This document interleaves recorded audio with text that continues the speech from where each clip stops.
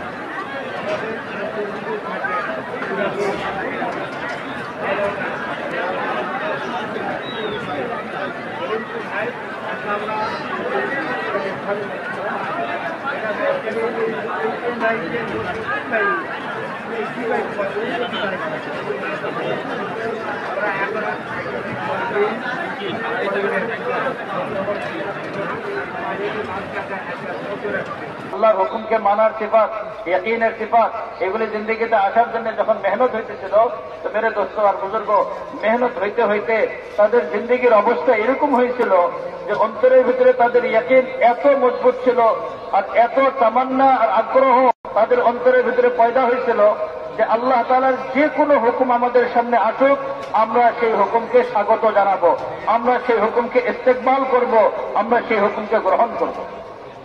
এরকম এক জজবা আর আগ্রহ তাদের অন্তরের ভিতরে পয়দা হয়েছিল, যার কারণে মেরে মোহতারাম দোস্তার বুজুর্গ, এই জজবা পয়দা হওয়ার কারণে, এই ইয়াকিন অন্তরের ভিতরে পয়দা হওয়ার পরে আল্লাহ তাআলার যে কোনো হুকুম তাদের কাছে আসছে, কঠিন থেকে কঠিন হুকুম, সহজ থেকে সহজ হুকুম, সব হুকুমই তাদের জন্য পালন করা আর এই হুকুমের উপরে ওঠা তাদের জন্য সহজ হয়েছে।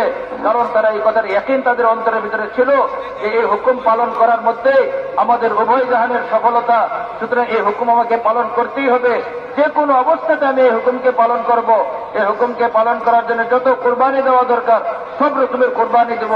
তো সাহাবা ইকরাম রাদিয়াল্লাহু তাআলা আজমাইন আহকামকে যখনই আল্লাহ তাআলার হুকুম আসছে, এই হুকুমগুলিকে স্বাচ্ছন্দ্যে গ্রহণ করছেন আর এই হুকুমের উপরে তারা উঠছেন, হুকুমকে পুরা করছেন।